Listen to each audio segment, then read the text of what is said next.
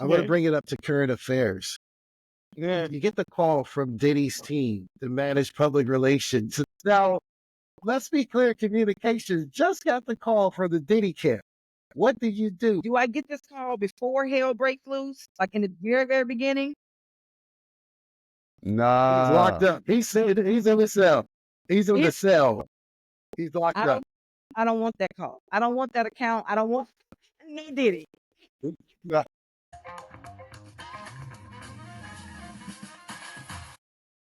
Welcome to another great episode of Dre and Smiley, The Inner Circle.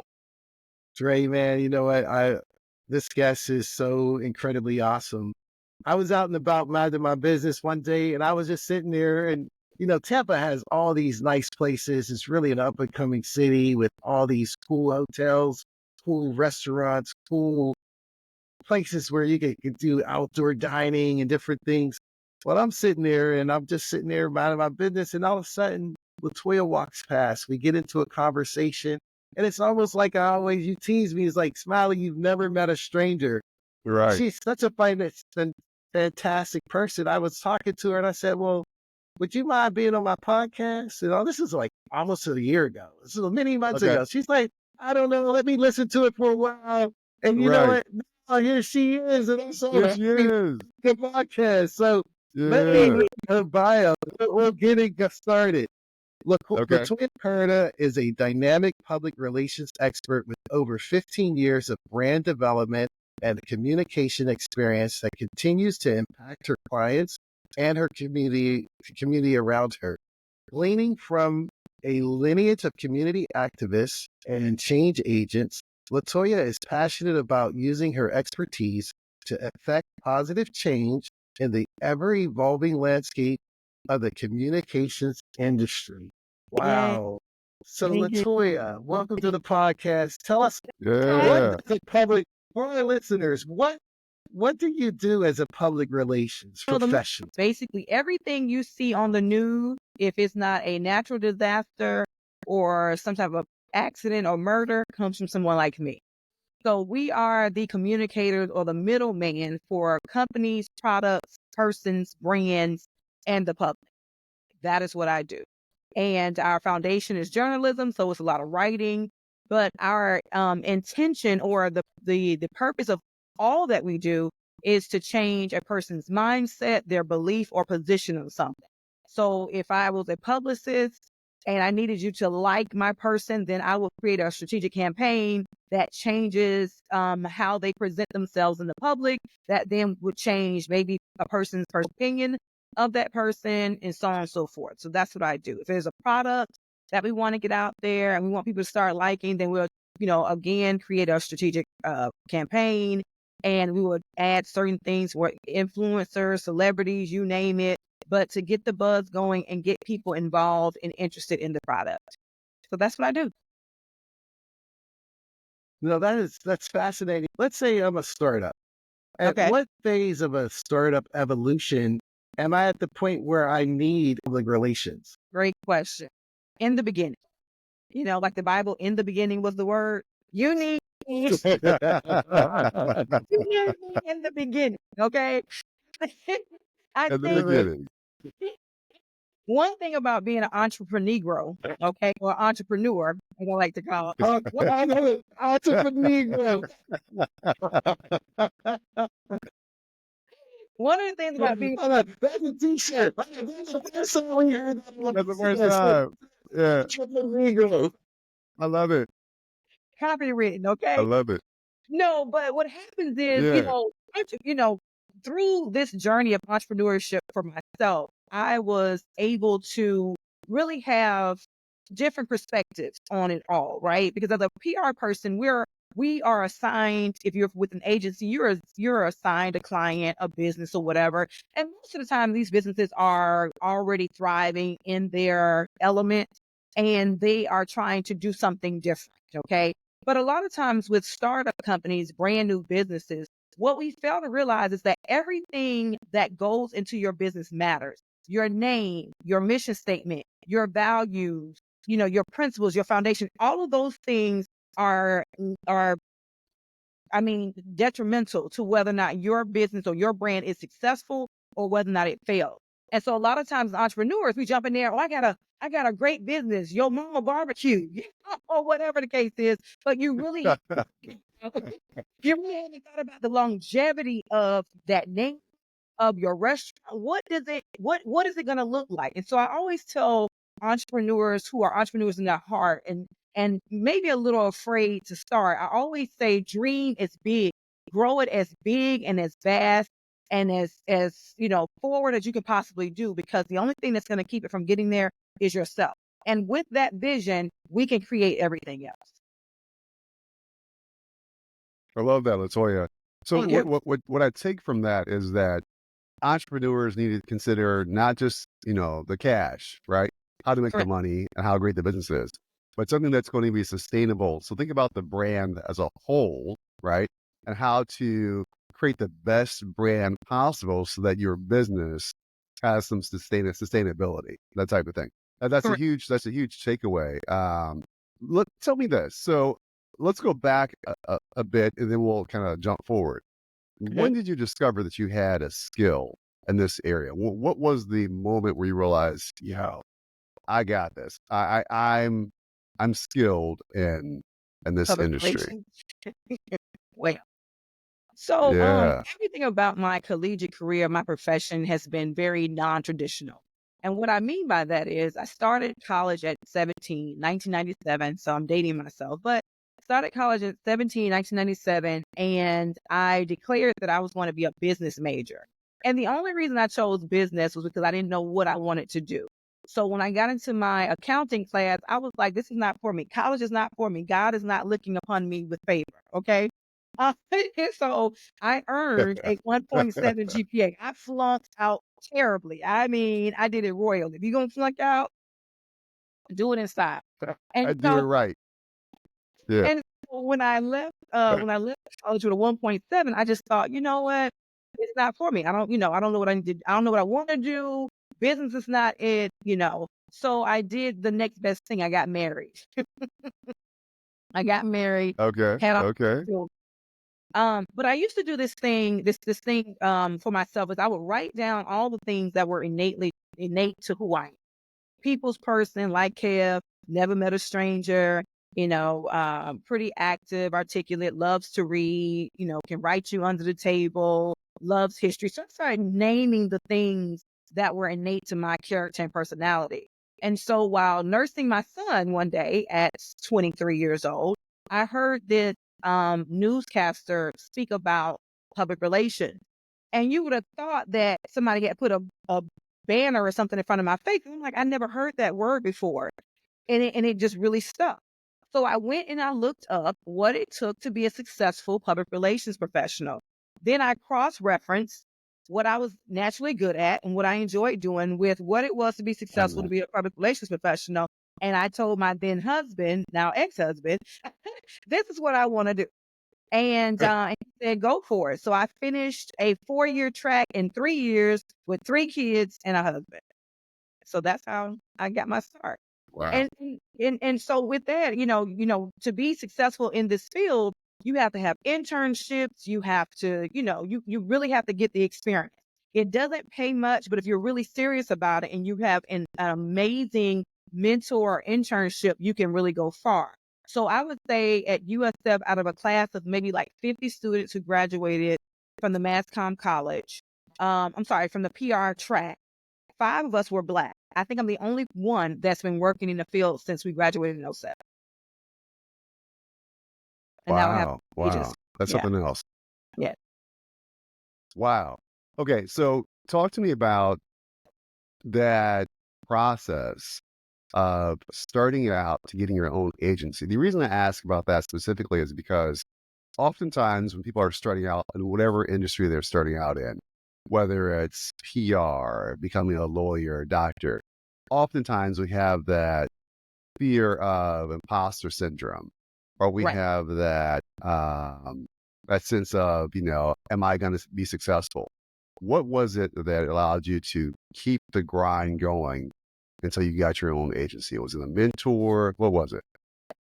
Well, um I tried to go into business early in my career.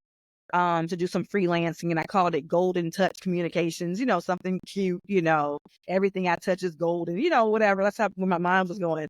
I didn't have the capital. I didn't have the experience. I didn't have a lot of the things. And so Golden Touch soon died and became Graveyard Touch because it, went away. But what, what but what really sparked Let's Be Clear Communications at LBCC was I was working for a local agency. And the agency received an RFP from the state of Florida. Now, what was interesting about this RFP is that this agency was, their focus was road and bridge construction in the state of Florida. And so the state of Florida decided that they wanted to create an internship for the underserved communities by which to get them acclimated within road and bridge construction. And then you kind of create this funnel of, possible employees or whatever the case is. My interest in road and bridge construction, or my knowledge behind it, was basically those who stood on the side with the stop go sign, stop, and just directing traffic. Mhm. Those who were doing like the bridges or whatever, but nothing too intricate. And so I thought to myself, how hard could it be to get a job within the road and bridge construction industry? So so here I am. I come from parents that a mother who was the CEO of Tampa Urban League for 20 plus years. My father, is a trainer, poet laureate of the city of Tampa, Hillsborough County, and they've always been in service. Okay. And so I know about how to create a program, not profit, all of that kind of stuff. So I get into the gist of this to discover that it is very, very political. In the state of Florida, you have the big 8. And there are 8 companies that literally monopolize all of the construction, road and bridge construction within the state of Florida. So it's really hard to infiltrate into the system. So the agency received the RFP. The state of Florida gave them an idea, but the agency did not know how to fill it in, to create it. They had the name of it, they had the skeleton of it, but they didn't know how to put the muscles and the meat and potatoes in it. So they hire me. And that's what I did. I literally created this program from an idea or concept given by the state of Florida, which is currently still going on right now. And I discovered during that time, this is like during the beginning when COVID was a thing. Like we started hearing about COVID. We wasn't really sure what it was. There was, conversation about it being a hoax, Black people can't get it, stuff like that. And so, Yeah. I built this program and implemented the program. The program was an immediate success, of course. The state of Florida was behind it, only to find myself unemployed after about 6 or 7 months with that company because of COVID. So Mm.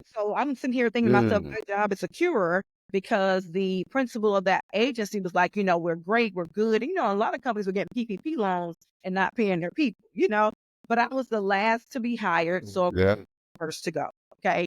It just so happened that once I got the program up in order for them to fulfill their RFP, then all of a sudden I got a pink slip. But the great thing about that was that it really ignited a fire within me. And I discovered that I was really good at program development, creation, and implementation. So I had another skill set to go with all of the other things that I was, I felt like I was really good at, and so from that point, Let's Be Clear Communications was born, but I sat on it, because there was a lot of civil unrest during that time. There was a lot of feelings going on during that time. And I didn't want my agency to be just like everybody else's agency. I wanted my agency to have purpose. I wanted my agency to be active, and I wanted my agency to always leave a lasting legacy.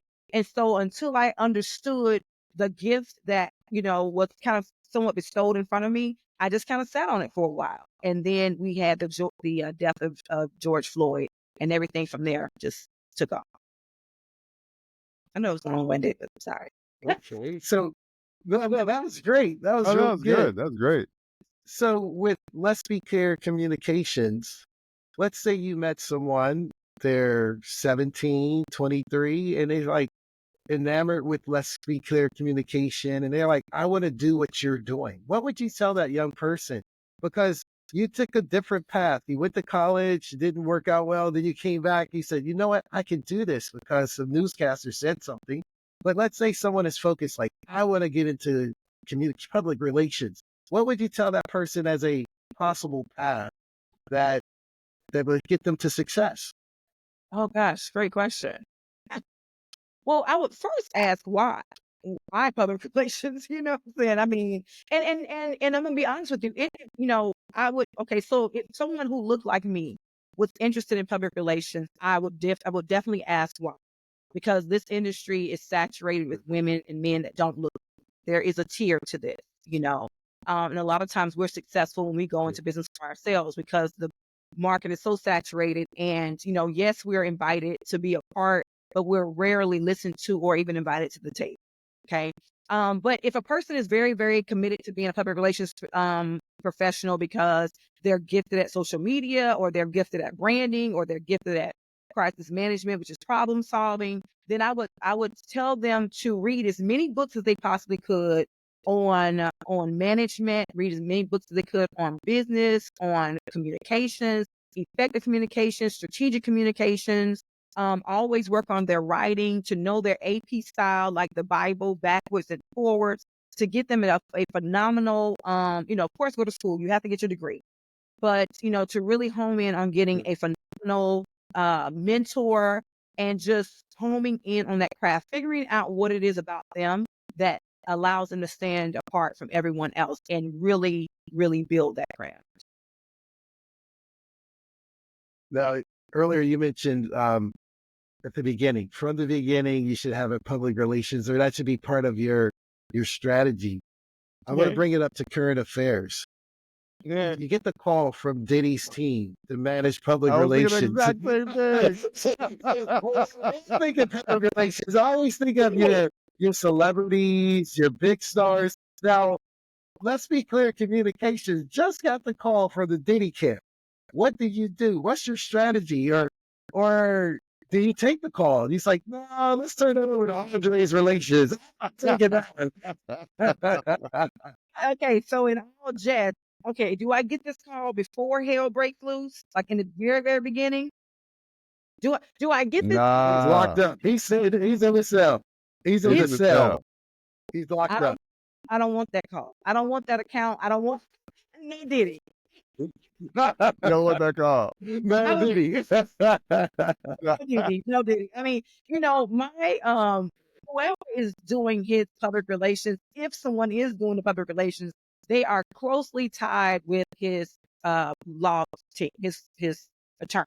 They're closely in connection with them because that there is right now what they should be trying to do is stop the bleeding or minimize the bleeding. They can't stop the bleeding, but minimize the bleeding. I would honestly I would try to create as much sympathy on his behalf as possible. So I would focus on his kids. You know what I'm saying? What is his kids going through? What just kind of like, although he's done all these things and he's had 1,000 bottles of baby oil and lube and all the things, I would try to focus on or try to create this montage of, him as a father, maybe some of the philanthropic things he's done as a Howard graduate, create the thing we've all fallen short. That would be somewhere off the top of my mind. That Donnie McClurkin, we've all fallen short. He without first stone. Like I would be like, Black people, we going to church. Like that would kind of be probably where I would go with this because the entire situation is unfortunate. When the video dropped, I was thinking to myself, whoever he's listening to, their advice to him would be get your passport and leave the country. Go to a country where they do not send Americans back. Listen, there's no expedition. Go to one country. That would have been my first. Look, we'll take care of this. You get lost, okay? I'll be over there with Russell. Russell, what's his name from Run DMC? Simmons and Bali. Simmons. I'll be over there with Russell Simmons. Namaste and my behind off. Namaste with the little bowls. I'll be right there, okay? So it sounds like, LaToya, that situation is more of a Olivia Pope type situation, right? Yes, that's Olivia Crisis, Pope's that job. severe crisis management. Right, Right. right. Yeah. Yeah. So on a kind of, I guess, smaller scale of crises, Mhm. Ingrid Andress, right? She's a lady that sang the national anthem, but she was on drugs or something. And I saw a post where you mentioned, how your organization would handle that. For the viewers and listeners, walk me through that. So I've gone out there, well, not me, but someone's gone out there to sing the national anthem, and they're intoxicated, right? Okay. And now you have to do damage control. Walk me Okay. through, realistically what you would do in that case. Because again, Puffy's case, that's kind of extreme. I had the exact same question, Yeah. Smiley. I was going to ask you the same thing. But I totally understand why. That takes, like I said, like a special set of skills, like a Olivia Pope type skills. But in Right. this one, you have your everyday artist who, everybody makes mistakes, and she clearly made hers. So how Mhm. would you handle that in terms of that level of crisis management? So I don't remember exactly what I said, and I probably should have went back and read older posts because I didn't, But if my memory serves me correctly, I think I said the best way to handle that situation is to acknowledge that you messed up. I mean, I think there was some kind of, I think she was trying to like kind of wash it like, oh, I'm going through rehab. I'm, all of this stuff. And whether or not you're going through rehab, whether or not you have all these problems, acknowledge the fact that you messed up. You know what? I was given an opportunity. I fumbled this opportunity that did not represent myself, my team, my record label to the best of my ability. I'm doing everything I can possibly do to ensure that this never happens again. I'm working on myself. I'm addressing whatever needs to be addressed to, heal whatever wounds that allow, whatever her situation is. We're going to be honest. We're going to be direct. We're going to be short, or I should say brief. And then we're going to have an action plan. And I think because people in general understand that, human beings are fallible. Sometimes we put our celebrities not sometimes, a lot of times we put our celebrities on a pedestal, right? So it's like, oh my gosh, I look up to you kind of, sort of, and you let me down by doing this action. But I think if you have an action plan that you're actively following through and you are giving, updates on that, people, we have a very short memory. People forgive, move on. And I think, brands like to see that as well in order to put their trust back. It's going to take some time for her because it was embarrassing for a number of people, of course, with her being intoxicated. But there was a young lady recently, I don't know what her name is, but she just did a national anthem and actually cussed on live TV. She's like, "Oh, I just fucked up." Like she's like, "Can I do it again?" They were like, "Why?" The president was like, I think the president was like behind her with his hand over his heart, and she's like, "Oh shoot!" And she's causing a mess. So in that situation, I blame the coordinator. Why in the world would you have this child singing the next? Um, I, I don't know. I, no, no, I don't that know. makes sense. That makes sense. President. Uh, yeah, along the same lines. So tell me this, LaToya, something that in my mind is seemingly getting old is the sorry. So Mm, here's my question. You have so many people making these mistakes, and whether it's infidelity or whatever, it usually is something pretty significant. I'm sorry, I'm remorseful, and then they leave and disappear. And like you said, we have short memories. Is there going to be a point, and maybe we're there now, where the sorry is not going to carry as much weight as it once did?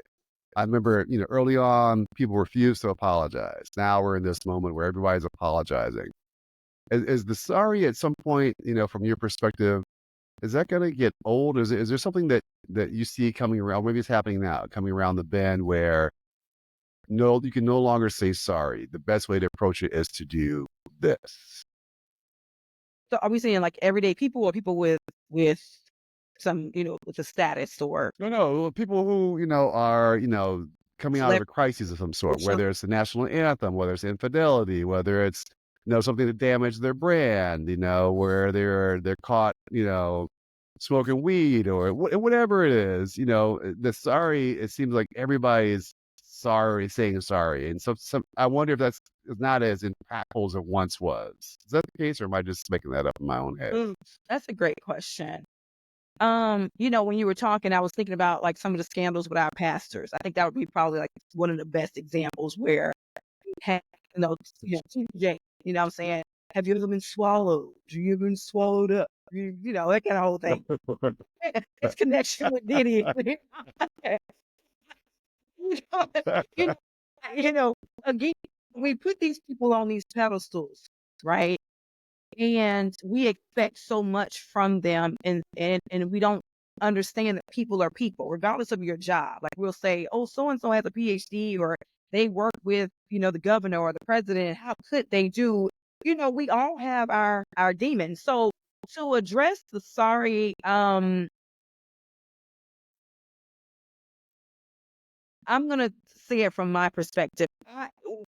Society is so fragile now. Like everybody's getting offended by everything.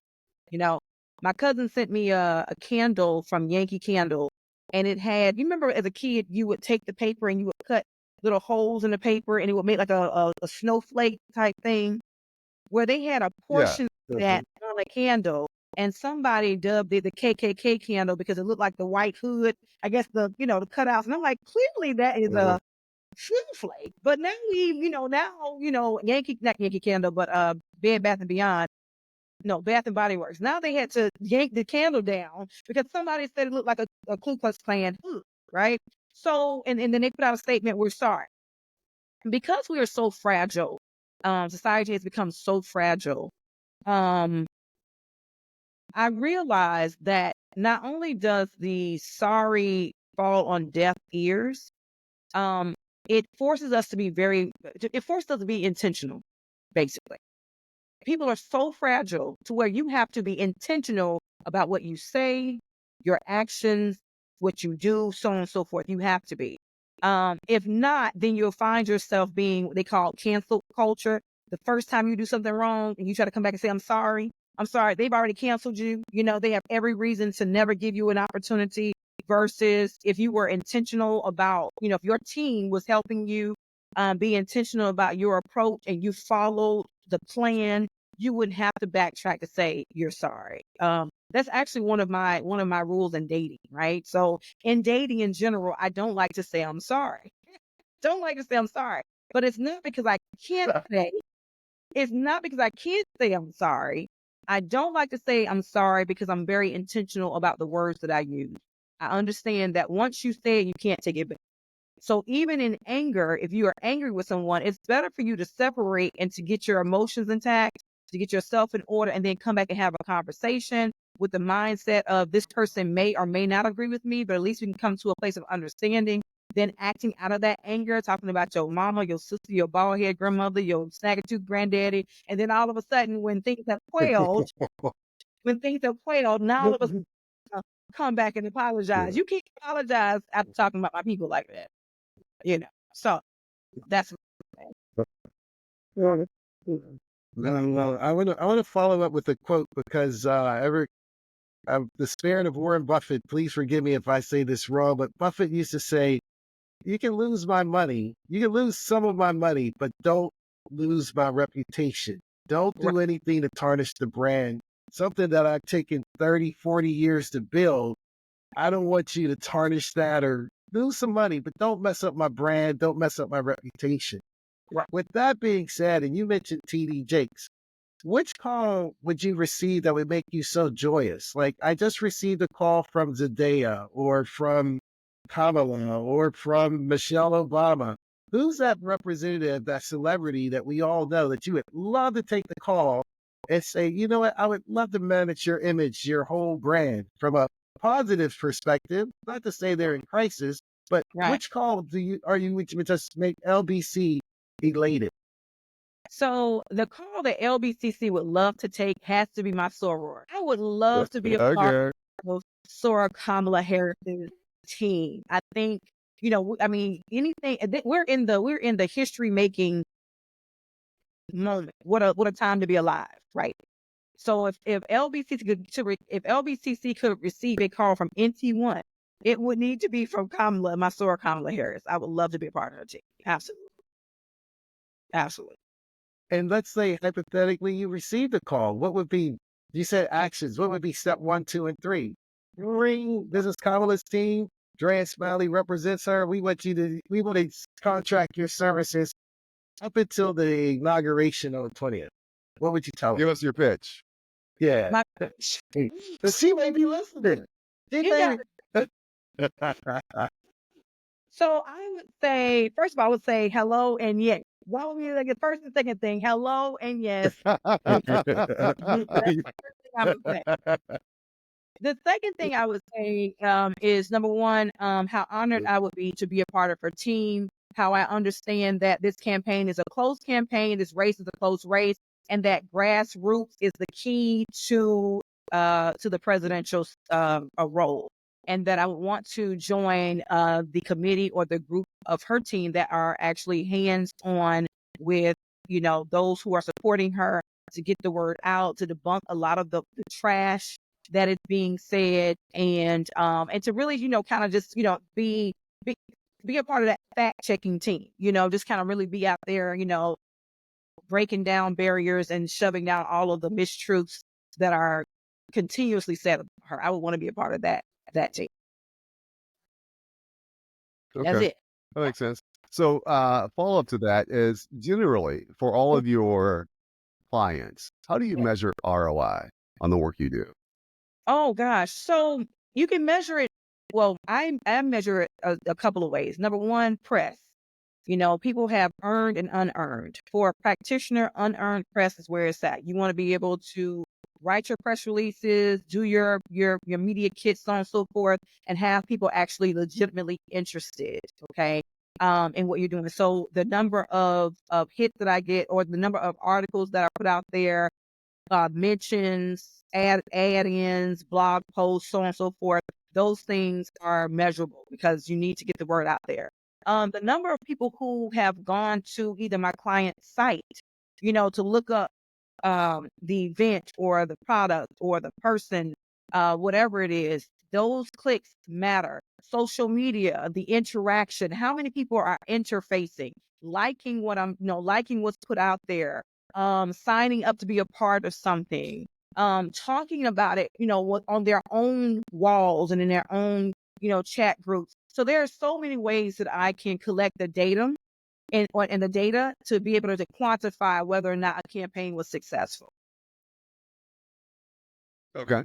And then the follow up to that would be, talk to me about how you leverage, if you leverage AI in the work you do. Artificial intelligence is, pervades our culture in so many different ways, healthcare, etc.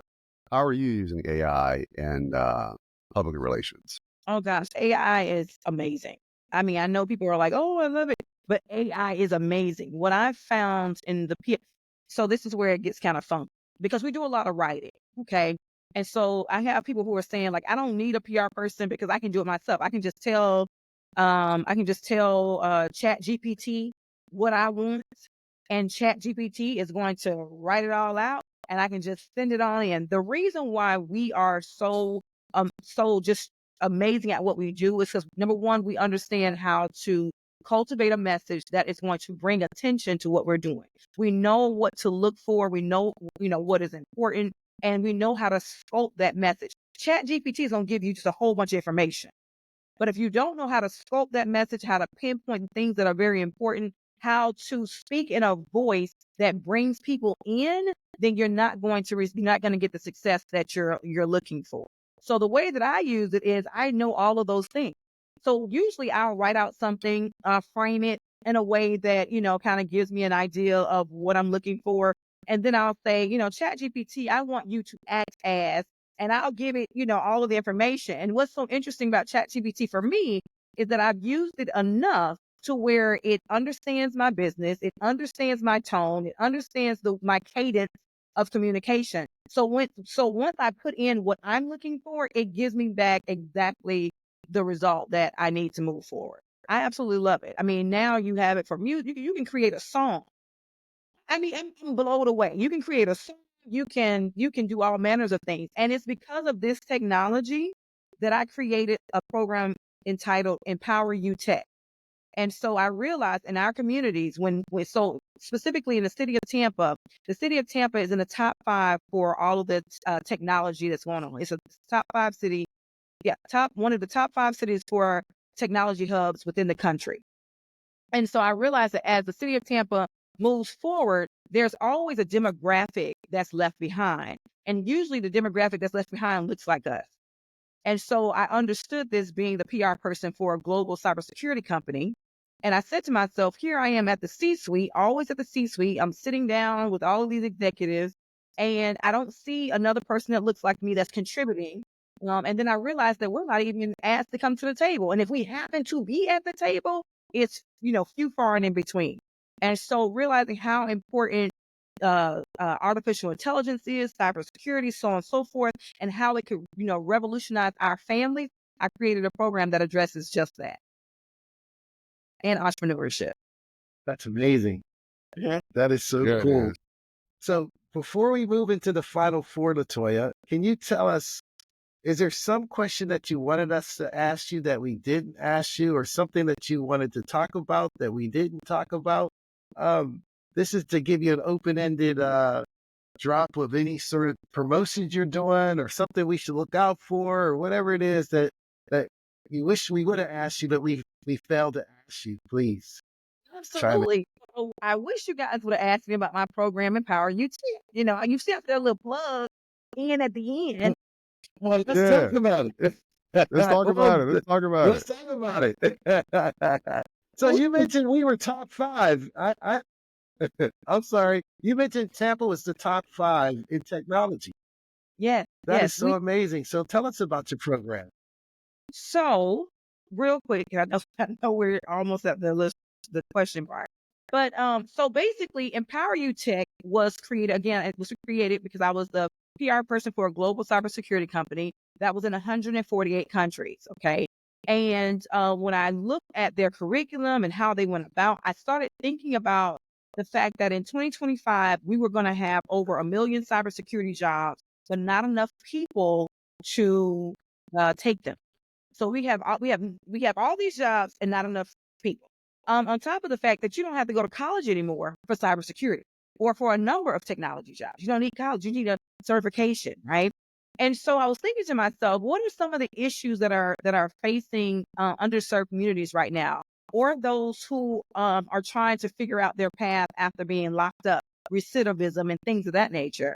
And I was like, you know what? Most people are always hit with that whole, be an entrepreneur, you know, get out there, start a business, employ yourself, so on and so forth.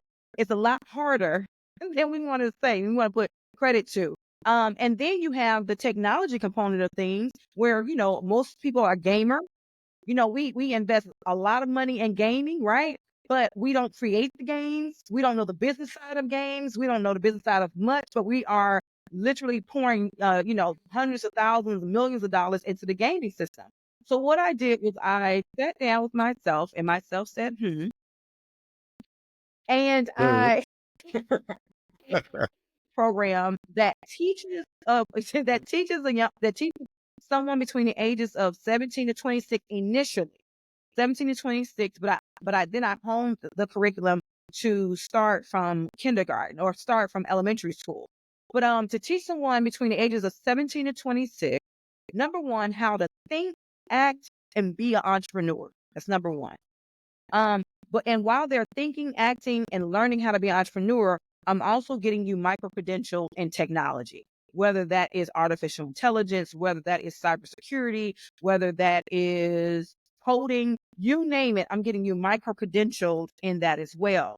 So my thing is, while you're working, whatever this is, I want your mindset to be, how do I capitalize or make something that's already in use better to be able to be in business for myself? Because the only way to really actualize the American dream is to be an entrepreneur, unfortunately. I mean, some of us have those high paying jobs, high 6 years or whatever, but even though you're making a lot of money, your life is not your own. So when you are an entrepreneur, what you're working for is freedom. And so I want as many of us to be free in every aspect of our lives as possible. So in order to do that, it goes beyond just getting an EIN number and a fictitious name. You need to be able to walk, talk, breathe entrepreneurship in order to be successful. Wow, that was fascinating. Well, you know what? We could probably have another podcast just to talk about your technology and your programs and all of that. But we're going to move into the final four. Yeah, before we go, did you have another question? Because I have one quick question before we go to the final Oh, four. Do you have one no, as I have well? no more questions. No, I don't have any more. Okay, so quick question for you. So that program sounds amazing. Thank you. How can our viewers, listeners, how can they learn more about it and sign up for it? Is there a website? Give us that information. So if you go to letsbeclearcommunications.com, and it's spelled the proper way, without the apostrophe, of course, but letsbeclearcommunications.com, you can learn all about Empower You Tech. You can learn all about my company, what we do, how we serve, and if you are interested in a 101, a consultation, you can definitely sign up for that as well, and it will send me an email, and I'll contact you for that. Love it. Thanks, LaToya. You're welcome. Smiley. Awesome. Well, now we're getting ready to move into the final four. You ready? Yes.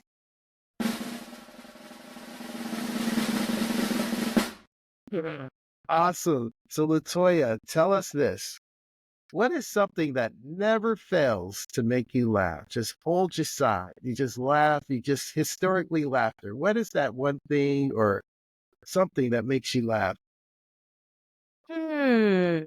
Babies, those like baby videos, those kid videos when they're saying, something crazy, or like the one that says, when she says, "You know me, you know me," and he was like, "Yes." I'm a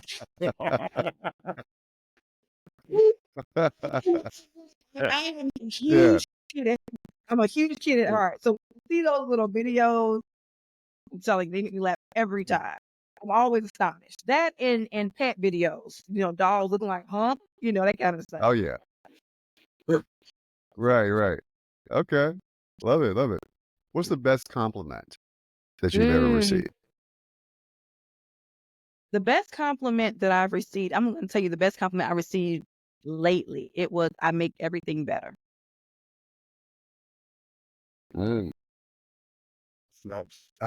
That's a t-shirt right there, Dre. Yes. Remember I was looking yes, for those sir. t-shirt moments? I make everything better. Make everything Yeah. better. That's my line. Someone says, "What do you bring to the table?" "Better." Make everything better. That sums it up. That sums it up. That's concise and to the point. You can't bring much more than that. Well, awesome. Here's the third final four question. Okay. Live or dead? Who would you want to spend 24 hours with and why? Alive or dead? I thought about this question a lot, and I didn't want to have an answer that was already put together, but coming from Daytona, my family, on my father's side, we're McLeod. So Mary McLeod Bethune is actually my great aunt. So if I could choose anyone, especially having, gone to BCU and walked the campus, I would want to talk with her and find out her relationship. I mean, really have that gritty conversation, her relationship with Lady Roosevelt, how she was able to build this college, originally for girls, but, then it became an institution for people of color, specifically Black people, and just kind of how it started and what were some of the challenges that she overcame in order to have such a legacy that is among us today. Love that. What's one thing that most people don't know about you that you wish they did? Gosh, that's a great question. I'm thinking, what do I want people to know about me? I'm very passionate. I'm passionate about a number of things. I think as I've gotten older, I've learned to kind of quell that passion, because sometimes people are like, gosh, she's high energy. I am very high energy naturally. Couple that with coffee and I'm literally on the ceiling and off the walls. But I'm very passionate and when I'm into something and I'm doing something, I'm committed to the end. So just know you have a ride or die regardless of what it is. Hopefully we ain't dying. I want to make that clear. I want to I'm pretty much die. Okay. But yeah. Well, I love LaToya, that. this has been fascinating. I'm so excited to have you on the podcast. Thank you for all the stuff you're doing as an activist and for the community. And you're creating programs to help people take advantage and take advantage of the skills that they have inside of themselves. You're helping them bring that out. So thank you for you. You're making things better. So thank you. Thank you for having me here, and I'm so honored that we finally were able to get it together. I'm just excited for what is to come. And please, visit letsbeclearcommunications.com, letsbeclearcommunications.com, and learn more about my organization, my programs, what I do, and reach out to me. LaToya, I love your energy.